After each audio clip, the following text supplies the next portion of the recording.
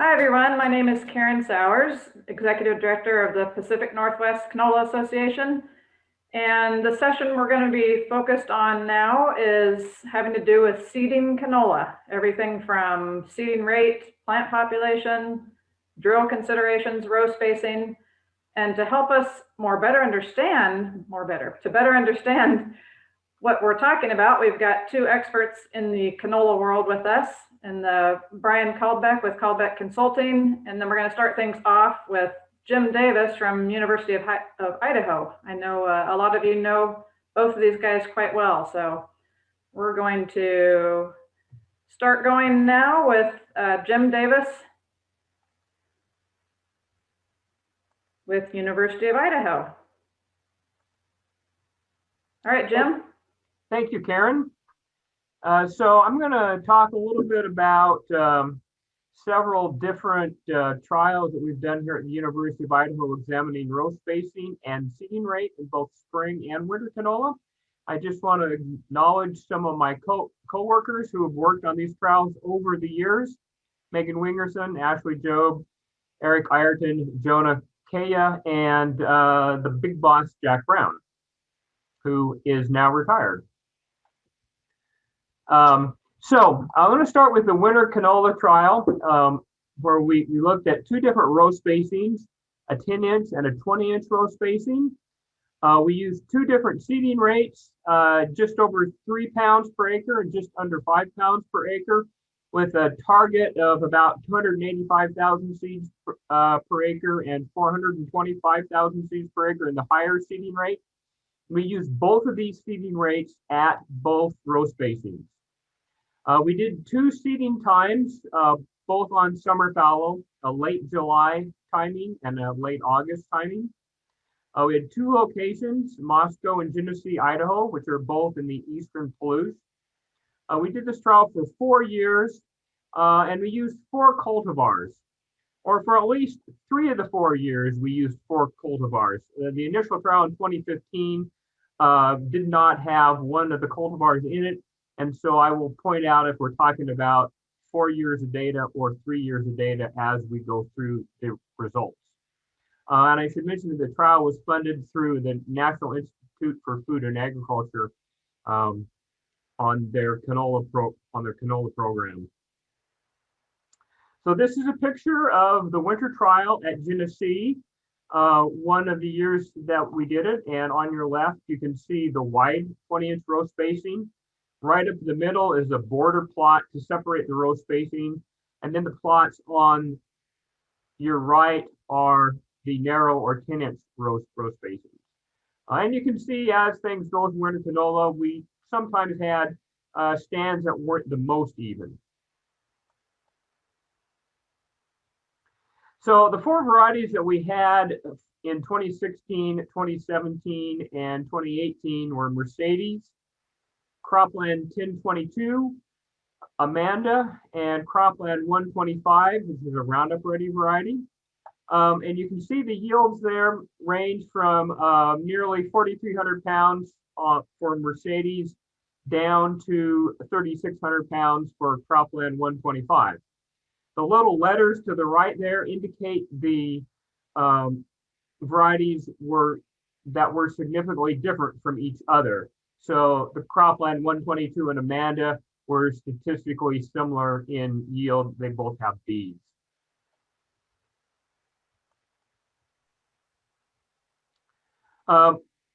We did plant counts on all these trials, and this is data from the 3 years where we had all 4 varieties in the trial. At the lower seeding rate, the 3-pound rate, we ended up with about 4.5 seeds per square foot, or 4.5 plants per square foot. And at the higher seeding rate, about 5 pounds, we ended up with about 5 plants per square foot. Now, compared to our target population at the lower seeding rate, we got about 68% of the seed-made plants and about 56% of the seed-made plants at the higher seeding rate. So averaged together, we're getting about 60% of the seeds to make plants when we averaged over all the sites in these 3 years. When we look at individual sites, we can see that range from a low of 34% to a high of 100%. So this does point out that one of the issues that we see with winter canola is sometimes stand establishment can be difficult. So sometimes you're going to get a small proportion of your seeds to make plants. Sometimes you're going to get all of your seeds to make plants. And so that's something that you have to keep in mind as you're picking a seeding rate. But in general, on most of the trials were around this 60% range. When we look at the row spacing over all 4 years of the trial, the yield was about 3,600 pounds on the narrow 10-inch row spacing, and it was about 3,600 pounds on the 20-inch row spacing. So seeding rate or row spacing did not have a major impact on the final seed yield. When we look at just the 3 years where we had all 4 varieties, we see basically the same story. The 10-inch row spacing had a yield of 3,858 pounds, and the 20-inch row spacing had a yield of 3,902 pounds. So basically what this is telling us is that winter canola is a pretty plastic crop. It can expand to utilize the space that you give it, at least within this range. If we look at the seeding rate and its effect on yield, when we look at all 4 years of the trial, you can see that lower seeding rate is at 3,543 pounds per acre, and the higher seeding rate gave us a yield of 3,615 pounds per acre. And so quite similar, and statistically, these were actually not different. When we focus in on the 3 years where we had all 4 varieties in the trial, we did see a statistical difference between the high and the low seeding rate, with the high seeding rate yielding just a little bit higher, about 120 pounds higher, moving, from 3,820 pounds up to 3,940 pounds. But I want to point out that this small yield difference, even though it's statistically different, isn't going to pay for the extra seed that it took to get from our 3 to our 5 pounds per acre. And just keep in mind that, our target populations here at these 2 seeding rates were 285,000 seeds per acre and 425,000 seeds per acre. And that in general, we were getting our plant numbers were about 60% of that. So that's it for the winter trial results. Basically, what we saw is we have a pretty wide latitude for seeding rates and row spacing. And so if you end up a little lower than your target population or a little higher than your target population, you're probably not going to be seeing a yield penalty for that. And the crop is really adaptable to a number of different row spacings. So depending on what drill you have, as long as you're within, a reasonable range there, you're probably good. You're probably good to go. So I want to shift gears now, talk about our spring trial. This trial also had 4 cultivars in it. We used the Cropland 930, 2 lines from the University of Idaho breeding program, Empire and Monarch. And then we used a 3rd line Dynagrow 200. I picked these 4 cultivars to give us a range of maturity and flowering times. They're listed there in order from early to late. And there's also 2 hybrid cultivars, the CP930 and the Dynagrow, and then the 2 U of I cultivars are open pollinated. So I was trying to pick varieties that would give us, a wide range of responses. We did this also at Moscow and Genesee. And this trial so far has just been done for 2 years. Each of these sites, as with the winter trial, had 4 replications. This time, though, we did 3 different row spacings. I used a different drill. We had a 7-inch, a 14-inch, and a 21-inch row spacing. I went with a little narrow row spacing because I was anticipating that the spring canola would not be able to use that extra space on the wide rows as well. And so we'll see how that came out when we look at the yield data. Used two seeding rates, shooting for 350,000 seeds per acre and 550,000 seeds per acre. This works out to be about 8 or 13 seeds per square foot. And because of the different seed sizes in these cultivars I used, the actual pounds per acre seeding rates varied. On the low end, varied from about 2.5 to 5 pounds per acre. And on the high seeding rate, it varied from about 4 to 8 pounds per acre. So that 8 pounds per acre, that was for the Dynagrow, which had very large seeds. And again, this was funded through the National Institute of Food and Agriculture program. So this is a picture of the trial in 2019 at Moscow. This was kind of a dry, stressed site. And in this picture, you can see on your left is the narrow or 7-inch row spacing and the intermediate row spacing 14 inches on your right. Same site on your left is the wide or 21-inch row spacing. It was kind of like a row crop. And then the narrow row spacing next to it again.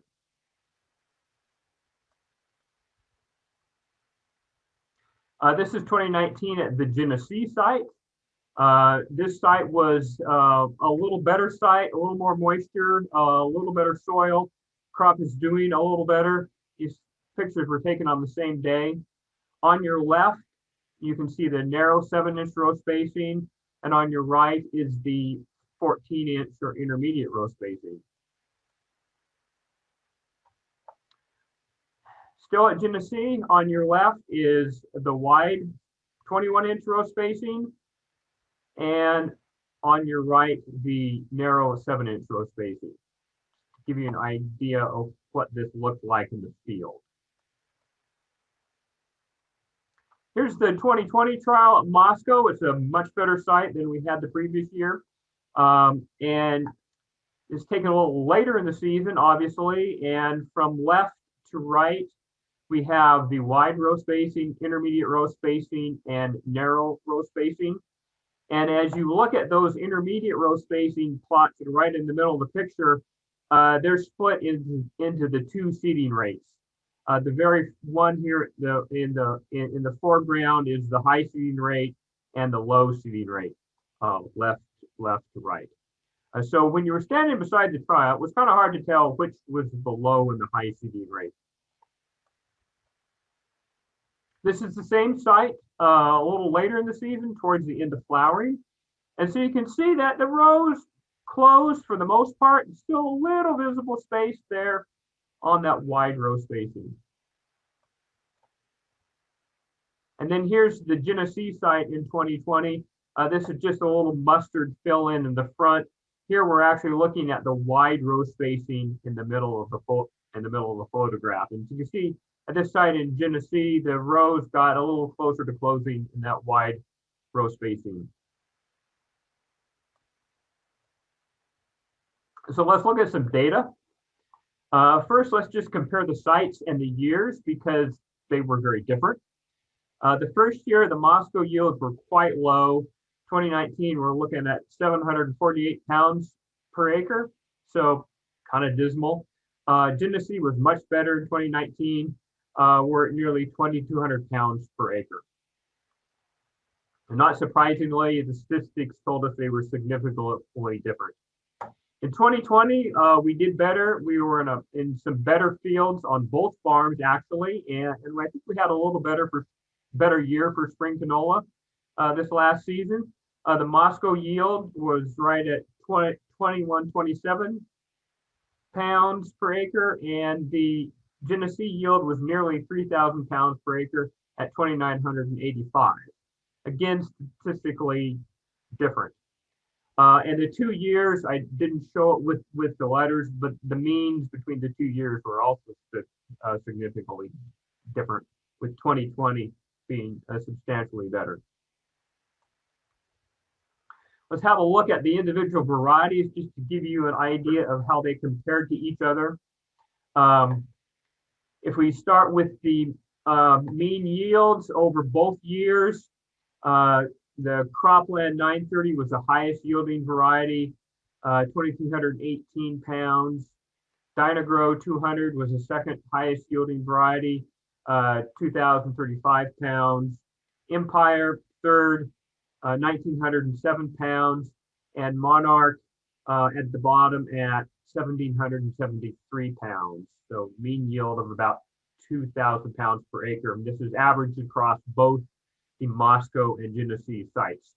And you can see we follow the same pattern in 2019 and 2020 as the means. 2019 was a little better with the Dynagrow and Empire having similar yields, but then in 2020, the Dynagrow kind of pulled ahead a bit.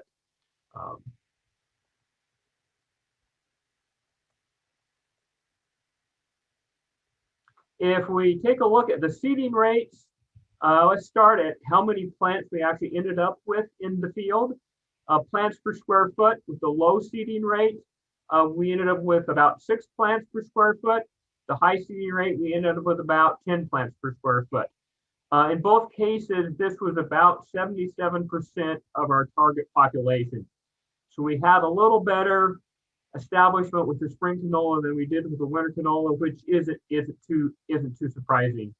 And between the different sites, we didn't see nearly as much variation in the establishment as we did in the winter canola, where I mentioned, we had everything from 33 to 100% of the target population. If we look at the days to flower and compare the two seeding rates, the low seeding rate, we were at 49.9 days from planting. The high seeding rate, we were 49.6 days. So basically, we're saying 50 days in both cases. But it was a small difference, but it was very consistent difference. And so the statistics actually say that they were different, but from a practical standpoint, they weren't different. The same was true with height. We saw that the low seeding rate plants were just slightly higher than the high seeding rate plants.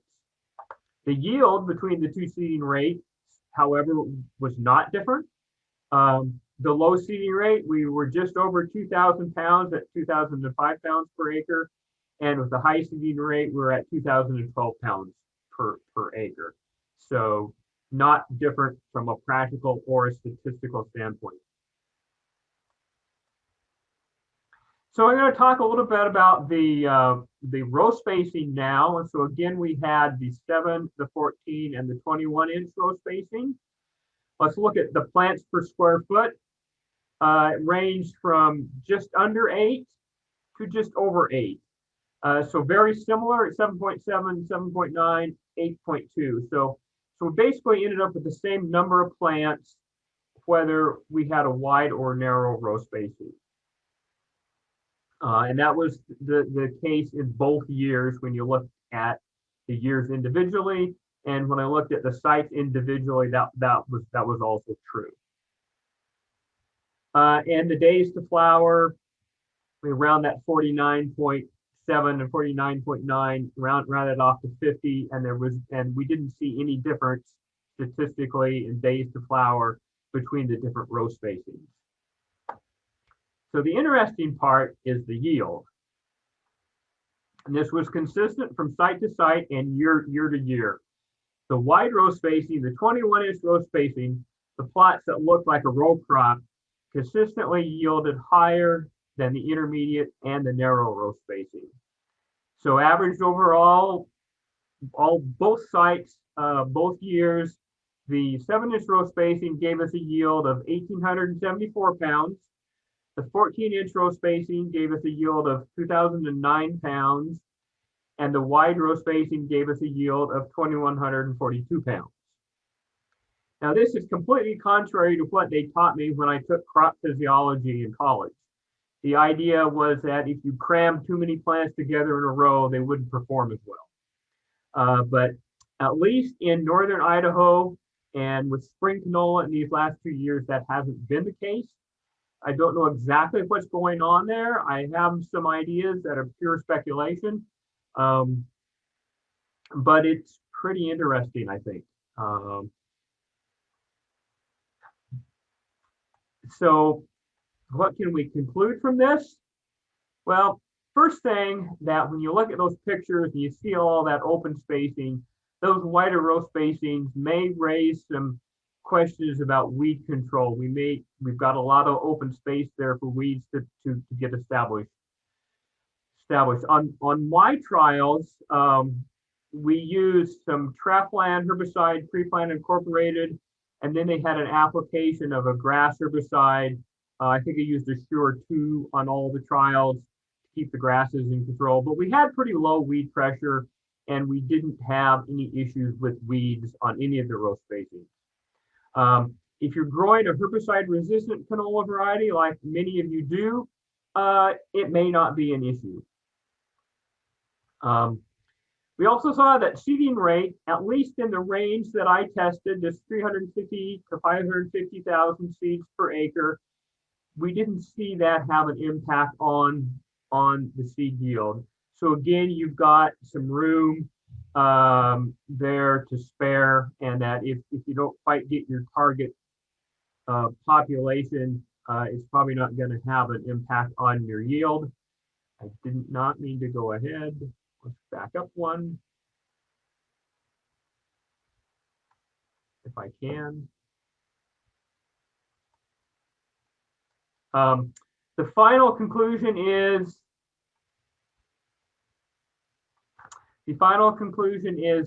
wider row spacing might improve yield. I'm not going to tell you to go out there and plant all your spring canola on a 2-foot row spacing, but it's something that we need to think about and maybe try to figure out what's going on here and why spring canola is responding in this manner in the Pacific Northwest. So that's all I have for now.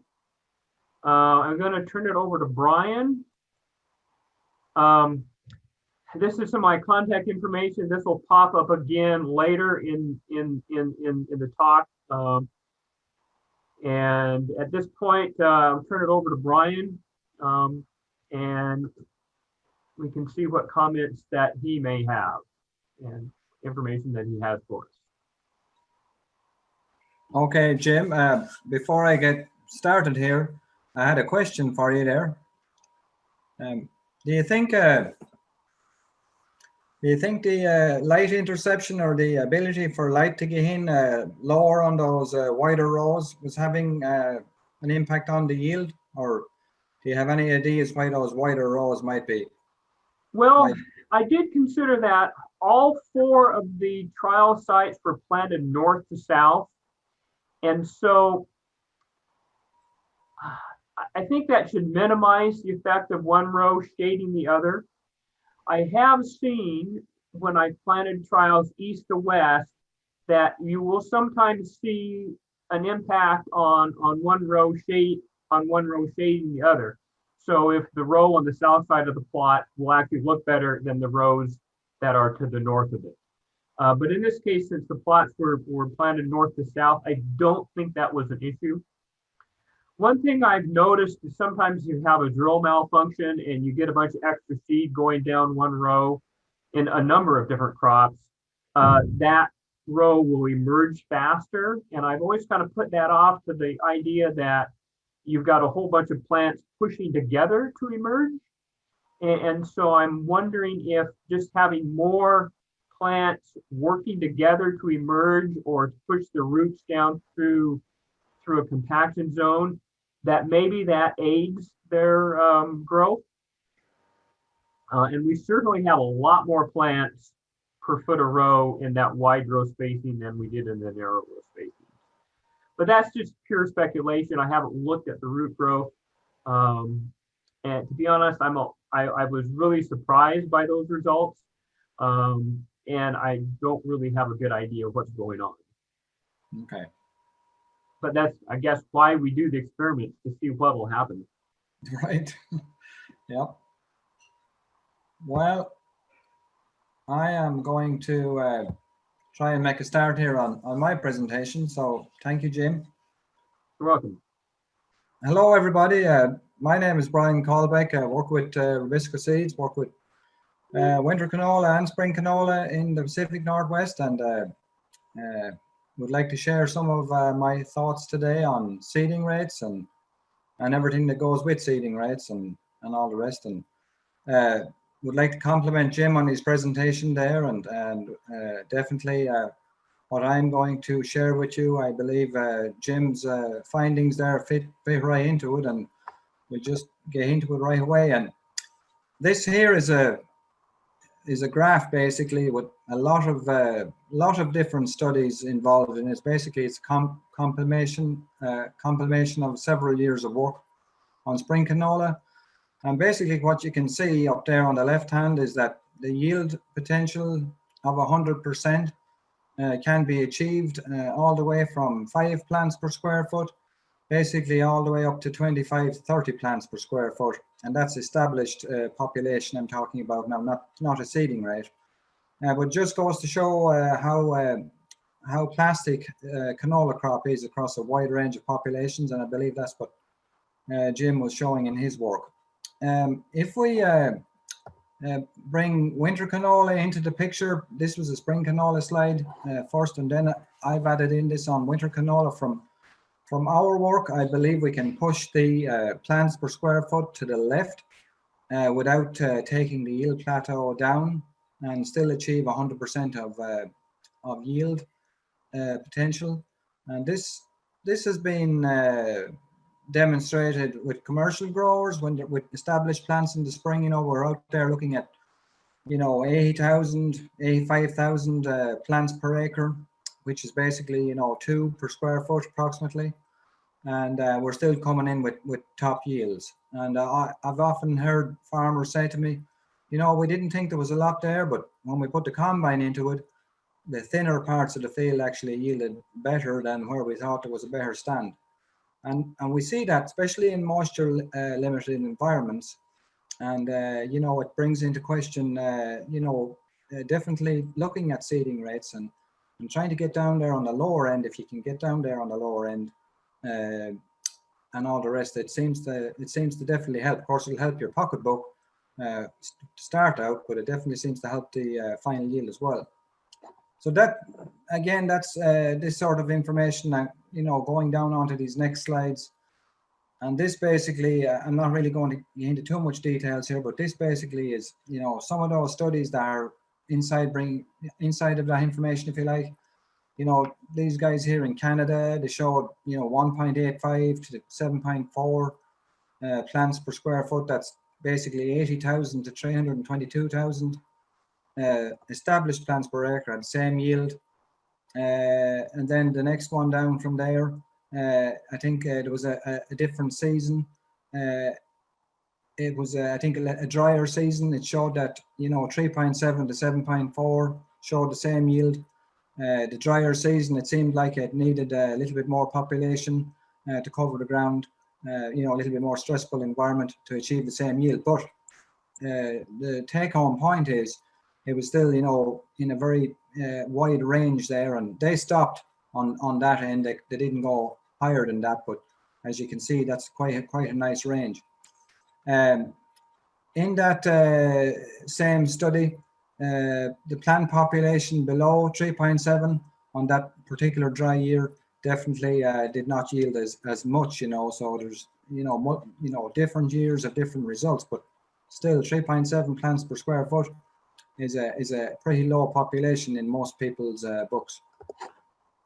And another study on winter canola, these guys were seeding 2.78 seeds per square foot, 120,000 per acre is what they were coming out with to achieve optimal yields. And this was actually the seeding rate. This is what they actually seeded. And then, you have to back out your establishment after that. And oftentimes with drills, we can expect, the best I usually have seen with drills has been about 75% success. but sometimes that can go to 60%, depending on the operator, depending on the drill, depending on the conditions. This particular study also tended to show that hybrids had a lower optimal seeding rate. Of course, that's the seed's more expensive, but they also have a better ability to compensate for lower stands. So their optimal seeding rate's on the lower side.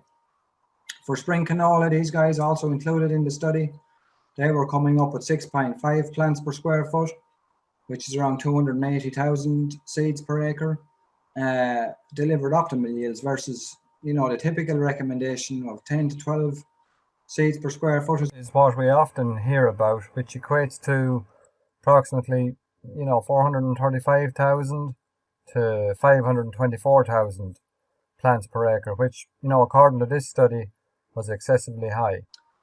On winter canola, again, this which is of interest in the Pacific Northwest, the highest yield stability over a number of trials. And what I mean by yield stability, multiple years of trials show that earlier sowings at lower plant densities, which we see with guys seeding in July and August in the Pacific Northwest, and we're very adamant that they try and dial those seeding rates down really low, so that these plants can have room to grow and get on the ground and stay prostrate during the winter. And here I'm kind of going to sum up these, from working in the Pacific Northwest, basically our go-to seeding rate for most customers will be in that 250,000 pure live seeds per acre. And I like to talk about live seeds all the time when I'm giving a seeding rate, because there's not much point in talking about, just the seeds, because sometimes seed might be 85% germ, sometimes it might be 98% germ. And definitely that's something to bear in mind when you're planning your seeding rate. So if we talk about pure live seeds on the drop, then everybody's on the same page. But the primary observations really on a winter canola from the seeding rate point of view is that canopy architecture or the plant architecture, well established canola, that promotes a canola plant on the lower end of the optimal rates. It promotes a prostrate growth habit, and you'll notice that if you see a canola plant out on its own, the leaves, as you get into the fall, that they'll flatten out on the ground, and that's really where we see that enhanced cold tolerance. Through a lower set growing point, a larger crown, and a bigger root system, that gives those individual plants better access to light, nutrients, and water. And that's we've seen that. Seen in the Pacific Northwest, we've seen it in Kansas, we've seen it in the Southeast, and there's no doubt about it. To have a little bit of room, a canola plant likes to have a bit of room.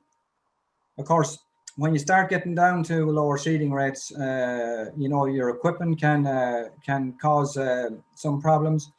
I've seen drills, out of the factory drills, when you set the seeding rate at a certain, say, 4 pounds to the acre. Some of the openers, individual openers, will actually shut the seed off completely, because they've, basically in the factory have never been tested at low of a seeding rate. They're wheat drills, and they're, designed to plant 50 to 100 pounds of seed to the acre. When you start bringing them down near close to shut off, some of them will actually stop seeding. And that's really attention to detail when it comes to setting a drill. You definitely need to be taking notice of that and looking at individual openers and their performance if you're getting down to lower seeding rates. Spring canola, pretty happy to recommend anywhere 6.9 to, we'd say, 7 to 7.5 pure live seeds per square foot, which is basically 300,000 to 325,000 live seeds per acre. Again, if you go back to that initial graph that I showed at the outset, you can see, those guys were getting the same yields down to 1.85 plants per square foot and 3.7 in the other study. So you can see we're in that range there on that seeding rate, and we have quite a lot of room there to actually lose some stand, of course, which you will do with the drill. We talked about that 60 to 70% number there earlier on. Primary observations with spring canola. It's a little bit different of a canopy we're trying to get. We don't have the time with a spring canola crop to build a large amount of solar panel or leaves, if you like. So we need to have a little bit higher stand to pick up the slack there and get the ground cover. So we need to get, optimum leaf area index in the shortest time possible. Interesting research from WSU indicated they actually did a study with different seeding rates, and you'll see it here yourself, range of seeding rates 8 to 24 seeds per square foot, which you can see, 350,000 to 1 million seeds per acre. What they saw in that particular study was that the leaf area index achieved across that wide range of seeding rates was the same. And, really what that brought home to me was, we really don't need to be throwing out too much seed or excessive amounts of seed into a spring canola field. We need to put out, what's optimal based on our conditions and based on the seeding equipment that you're using. And, again, getting that calibration right. We like to promote a stand of robust plants, with good sized leaves that cover soil as opposed to excessively seeded crops, where we see these little tiny plants beside bigger plants. And a lot of times they just end up being a weed in the canopy as we get towards flowering. And definitely not wanting to promote that sort of a canopy. We need to have, uniformity and every plant pulling its weight in there. An additional important differentiation that supports the 20 to 30% higher seed rates of spring canola, we can see when we make a stand a little denser, it definitely brings the maturity forward on the crop. And you'll see that with any crop. You see it with corn, you see it with wheat, where you double seed. You'll see that those thicker stands, want to mature earlier. And this, observation or phenomenon can be very important if you're in a short growing season. We really need those plants to get running fast and, move through the growing growth stages as quickly as possible. Make use of the water, make use of the light before that, especially in spring canola, before that heat sets in, which really impacts, pollination and seed fill and oil production, on the latter end. Of course, one thing we need to be mindful of, in fields where there's a lot of weed pressure, we can't, get down too low on that seeding rate because we don't want to lose, the excellent weed suppression that canola typically gives. We don't need to be trying to, plant 2 seeds per square foot. And then, we lose some of that advantage as well. So it just takes a little, a little bit of studying on what's the right scenario to go with. And, I always encourage growers to experiment with seeding rates for a few years until they get comfortable with equipment and all the rest. And, try and, just bring that down to the minimum where they feel that they're not losing any yield, but they're, getting a nice stand. And again, the uniformity across the drill is the same as with the winters. So can we drop them even further than the numbers that I mentioned? And I would say yes. And, there are growers out there who, really focus on their equipment and putting on the different things on their equipment and their depths, and fine tuning drill calibrations across the working width. I mentioned that earlier. Seed placement uniformity, are we going to have every seed where, we're calling for 3/4 of an inch? Do we have some on top of the ground and some at 2 inches deep? That doesn't work.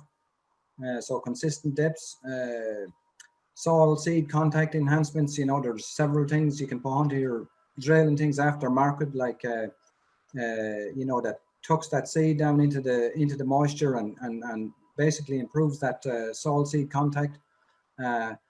And causes that seed to wick moisture at the same rate as the seed beside it, and have an even germination. So again, there's lots of people, there's different gauge wheels on drills, different closing wheels, different packing wheels. There's all sorts of different things you can do with your drill. Previous crop residue management, I think that's really very important on both, especially on winter canola, but it's also very important on spring canola. We can lose a lot of spring canola stands as well with, you know, with a 25-degree freeze where you see the canola came up through a lot of residue, and that freeze comes in. It's not very much of a freeze, 25 or 6 degrees, but it'll smoke your stand really quick, and you'll see out on the ground where there wasn't as much residue, you'll see that the stand is fine. It made it through it. So again, you know, previous crop residue management is really, really important with canola. And that starts with the combine. And then you have winter versus spring equipment settings.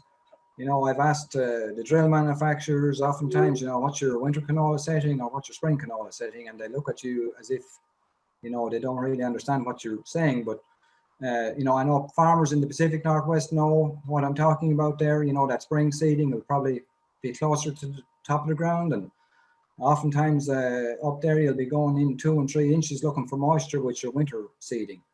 And again, that's a completely different setting on the drill, and people need to be aware of that and how to manage that.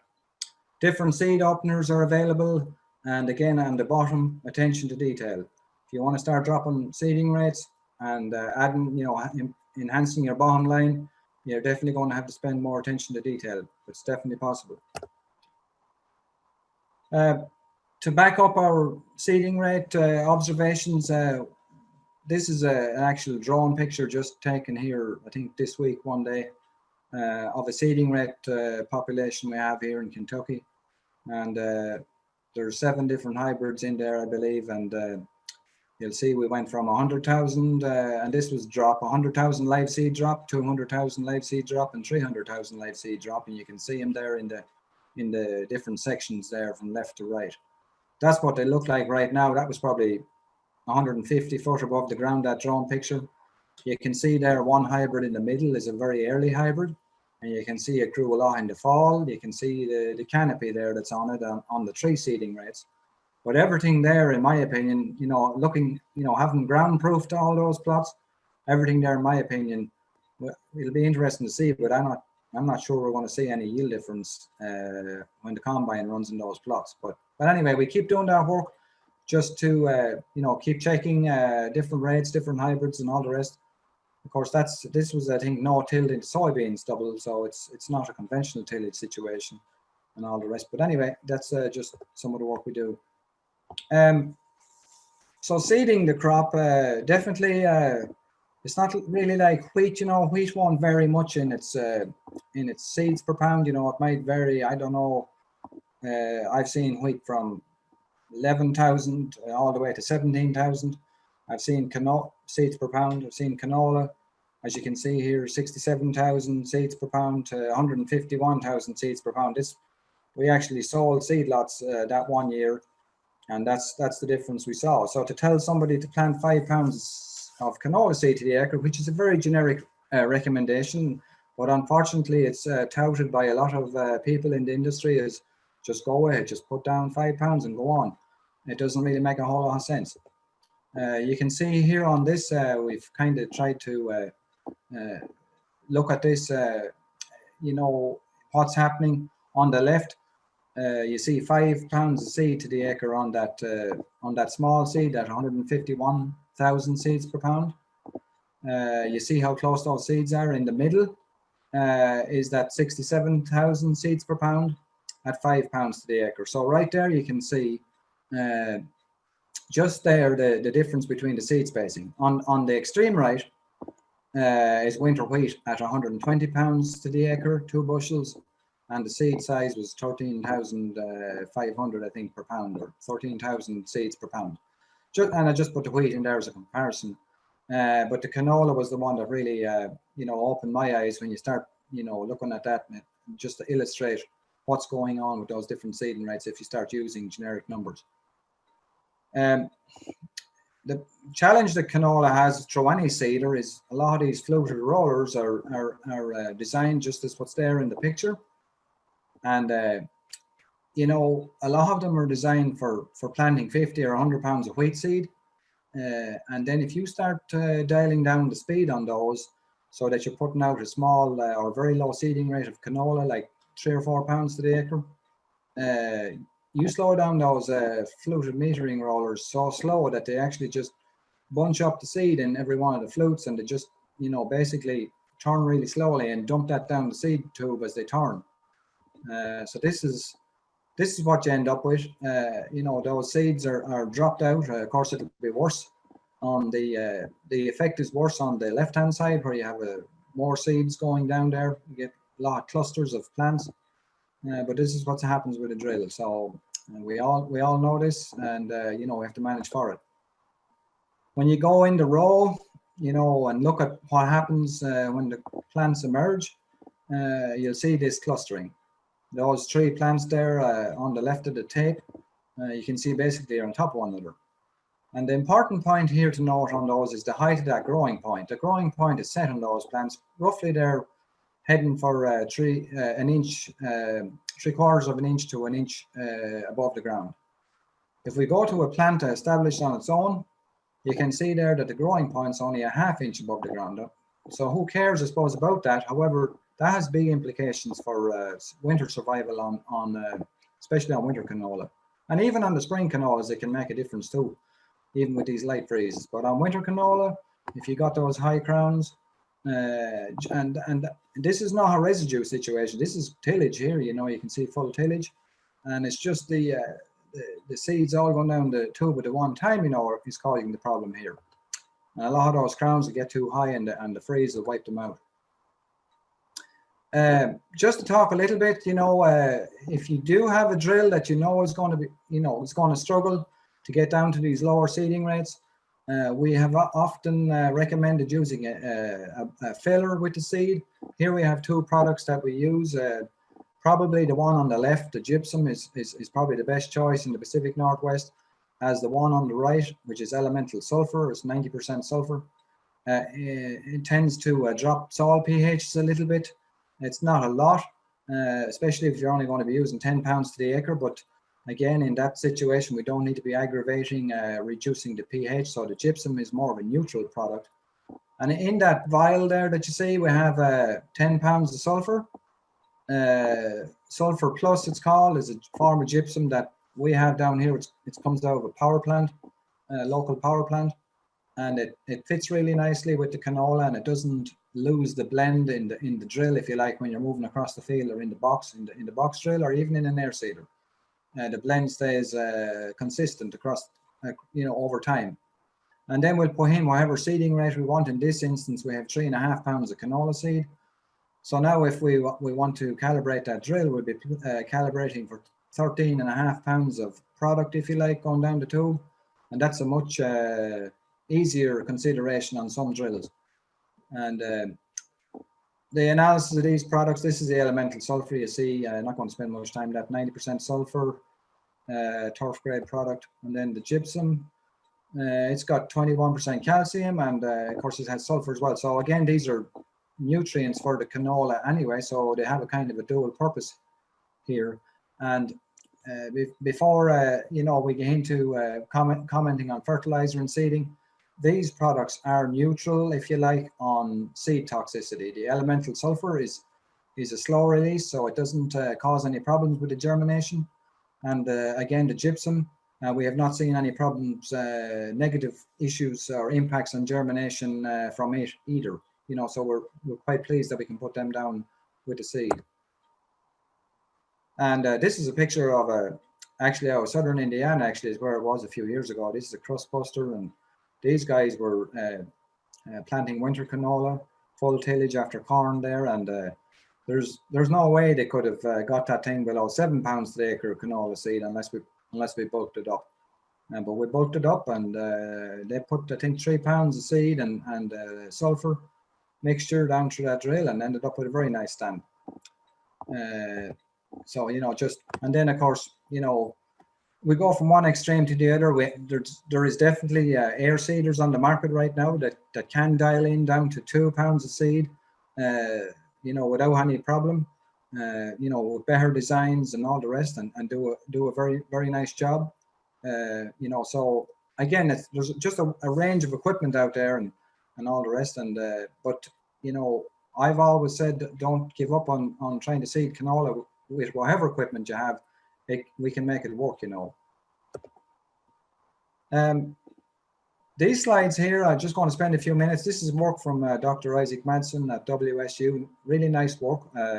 Because I really want to talk about, you know, we can set the seed, you know, we can calibrate, do a great job calibrating, we can do a great job setting the depth, we can do a great job with all the enhancements, we can do this, that, and the other. You know, but one thing that we have to be very mindful of, a lot of people are used to putting down row placed fertilizer with wheat and other crops.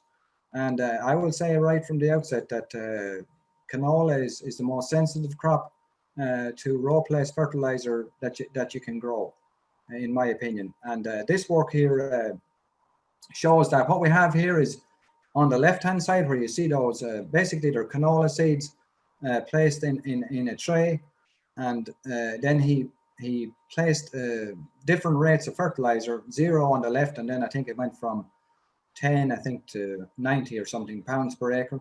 He placed those little drops of fertilizer, if you like. This was on a small scale, of course, and then you can see what that fertilizer did to those roots. It basically, you know, just absolutely repressed those roots. And you know, once you get over there to the right, you can see it pretty much killed those plants, just burnt them up. That was with urea. This is with ammonium sulfate, and this next one was with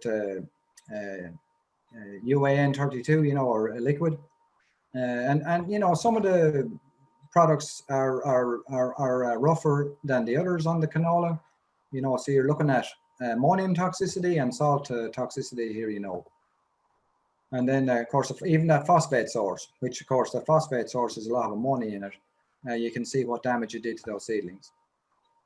And this just shows, kind of puts that into perspective on the graph here. You know, decreasing tolerance to fertilizer. You see the grass species, you know, corn is up there on the top. On the left-hand side there is pretty tolerant to row-placed fertilizer, as we know. And then, you know, it goes down through the different grasses. Wheat's intermediate there, as you can see. Barley's a little bit more sensitive.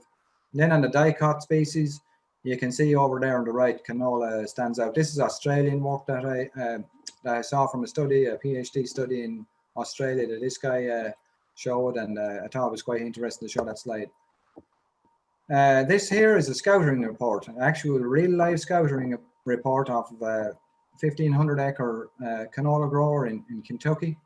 And there's a lot of data on here, of course, but basically on the right is your counts. You know, there's track count and there's regular counts. Track counts, these guys actually do control traffic, and they'll actually count the stands in the tracks, if you like, where all the equipment runs. The combine runs, the grain carts run, sprayers run, everything runs in that equipment. It's controlled traffic. So they want to do their stand counts in the tracks as well. Just to mention what that is, but the regular counts are out where there's no tracks in the field. So you can see there's always a little bit better stand. But anyway, the most important thing here was where it says AS in brackets under tillage / planted under that with 1, 2, 3, 4th column over. The air seeder is AS. Anywhere you see AS is air seeder. And anywhere you see P is planter. So they were, you know, getting a hurry planting, so they were using their John Deere air seeder, single disc air seeder, and they were using their corn planter to plant canola. And the stands you can see after the planter are better in every instance. Even though the seeding rates were the same, the conditions were really good. The drill was doing a fantastic job, you know, and so as was the planter. We could not figure out what was going on here until about a month later. We were out in the field, and the farmer said, "Well, you know, I don't know what's going on, but then you know, we did actually put down 50 pounds of MAP with that air seeder as well to, you know, to help." And you know, then and that was it. You know, that 50 pounds of MAP had really hurt the establishment on that crop. And 50 pounds of MAP is not a lot of MAP, you know, and he does that with his wheat all the time. And but you can see right there how much damage he did to that stand. To his stands with just by putting that small amount of fertilizer down the tube, you know. So there is a place for putting some fertilizer down. I think you can, you know, dial down that rate a little bit and still be okay. But be careful and consider your equipment and all the rest. This here is just showing the different fertilizer products where we have a salt index. And then, of course, which, you know, some of the products don't have an issue with ammonium toxicity, some do. Some are worse with salt, but either case, you know, whether it's salt or ammonium toxicity, neither of them are very good for a canola plant when it's small. This is something that's used quite a lot in Canada. It's called seed bed utilization. And basically what it is how much of the seed bed are you impacting with when you're seeding with your canola seeds? Are you on a narrow spacing or a wider spacing? Do you have a narrow opener such as a disc, which is on the left there, or do you have a very wide opener like that sweep over on the right? So the seed bed utilization, as you can see, as the rows go from narrow to wide, the seed bed utilization goes down. And then if we go from, you know, if we widen out the opener, that 1 inch, you know, when you get onto a 12-inch row with a 1 inch opener, we're only using 8% of that seed bed. So basically, you know, all that fertilizer and all that seed is in a very small area. And, you know, then as you go across there, you can see how that number changes, you know, from left to right. So again, that's an important consideration when you're putting down fertilizer with seed. So on the fertilizer, you know, it's nice to have phosphate for sure in cold soils, especially in spring canola. But you know, typically 20 pounds of P2O5 to the acre is about as maximum or about as much as anybody would want to be using. We'll definitely see season to season differences. You know, if you put down, you get a good rain on it and it gets dissolved and all the rest is not as toxic. Then you want to account for ammonium toxicity and salt indices of the different products. Consider fertilizer amendments. You know, we've seen where we can use urea, and we've put some agrotane and use maybe urea. There's an ESN product out there which is basically urea with that's a slow release on it, can help. So some of those things can help, but again, you know, it's trial and error with a lot of that stuff, and you know, try and figure out what works on your farm before you get too carried away on using some of those products. We talked about the seedbed utilization, wider openers, double shoot or mid-row banding. You know, a lot of the guys that are growing a lot of spring canola have changed their openers a lot, and they're able to shoot that fertilizer way off to the side, and really off to the side is better than underneath. We've seen even with underneath sometimes that ammonia can permeate up through the seed bed, you know, into that seeding zone. Pre-plant applications of fertilizer, you know, are other than starter, are safer. And then, you know, we can definitely consider post-emergence applications of a portion of the nitrogen and sulfur too, you know.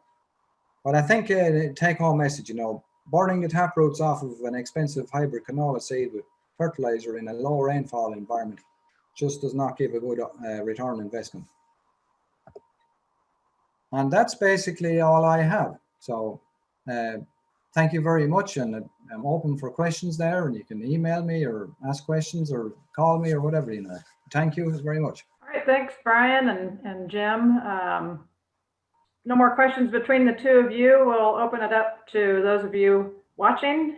You can type your questions into the Q&A like you have been during the presentation, or in the chat at the bottom of your screen. You can do both. And with that, we'll open it up for questions. I have a sort of a comment and a question for Brian. See if you've seen a similar observation that I have. When we go with those higher seeding rates, and I've often seen more lodging because of the more spindly plants. Is that something that you've seen as well? Yes, you're bringing up a very valid point, and I'm glad you did bring it up, because that's definitely a downside in a high yield environment. You know, people say, well, you know, we're under a pivot here. Let's push it on here. Let's put more seed out, more fertilizer, and all the rest. We have the moisture to do it. But man, you can really get yourself into a lodging problem there with thin stems on those higher seeding rates. Absolutely, yeah, fully agree. Thanks again, Brian and Jim, for all of your great information. Thank you. Certainly welcome. Happy to be here.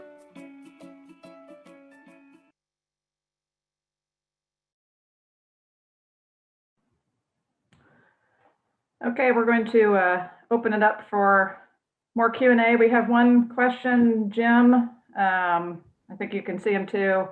Wondering why canola is responding to wider row spacing?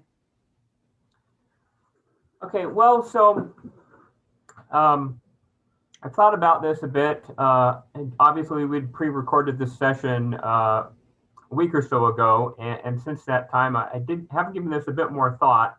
Don't have any definitive answers, but Brian did mention the extra light, and initially I was thinking that that wouldn't have made much difference, but perhaps with the north-south orientation of the rows, getting more light down further in the canopy to get more light on those lower pods gave them the opportunity to produce a little higher yield there. I also talked a bit answering Brian's question in the recording about the potential of just the plants acting together. So I think those are both possibilities. And there's also the option, we just may have seen enough more branching in those wider row spacing that we had, a larger area to include pods. This is something that I would like to look at a little more if I have the opportunity. Go in and do what we would call yield components, where we actually count branches and pods per branch and try to get a real definitive answer, possibly even go in and look at some root structure. So there's a lot more that we can do with this, and we're going to repeat this trial this coming summer, and so I may try to get in there and see if we can get some more done. Some of that stuff is pretty labor intensive, but we'll do what we can. It also just occurred to me that it might be interesting to plant a north-south and east-west comparison just to see what light might have to do. But we do have a finite amount of time and space to do these trials. We had another question in the Q&A box about lodging at the different row spacings, which I answered in chat, but just to mention that again, I did not see much lodging in either the winter or the spring trials, basically no lodging in the spring trials, so there really wasn't any difference between the row spacings. But as we talked about a little bit at the end with Brian, with the really high seeding rates, we have seen increased lodging as we get more spindly plants. I just had another question pop up in the QA boxes. Are there good resources for the different number of seeds per pound for the different winter and spring canola varieties? Karen may be typing something in, but basically that information should be on your seed tags with the seed. And if it's not, you need to be calling up your seed salesman and to get that information. Because not only is there sometimes difference between varieties, there's actually difference within varieties depending on the production environment. So if you had an especially good production environment one year on a particular variety, you might have larger seed than what you would have on the smaller, or what you might have on the same variety that was grown in a more stressed environment for the seed production. So it's something that's going to vary from seed lot to seed lot, as well as variety to variety. What I do when I'm doing trials is I've got a little balance and I count out 200 seeds and I weigh them and I just calculate it myself. I don't know, do we have any more questions we need to address, or should we be moving on? I need to move on. I'm gonna, one of them showed up in the chat. I need to encourage everyone to put your questions in the Q&A. I think a lot of the chat questions are just going to the panelists, but a couple people had asked Brian about the best way to blend sulfur products, since he brought that up in his presentation. And Brian responded, Brian, you can add in, but just anything from a cement mixer to a fertilizer blender, depending on the quantity that you have. Yeah, I mean, we've done all sorts of methods, even mixing it by hand in a loading shovel. But, basically, if anybody's doing any volume, a decent fertilizer blender will do a really good job. And most people, it's not, it's a bit of a chore, but most people get it figured out. And if you can save some money and get the proper seeding rate and use that drill, I mean, it works fine.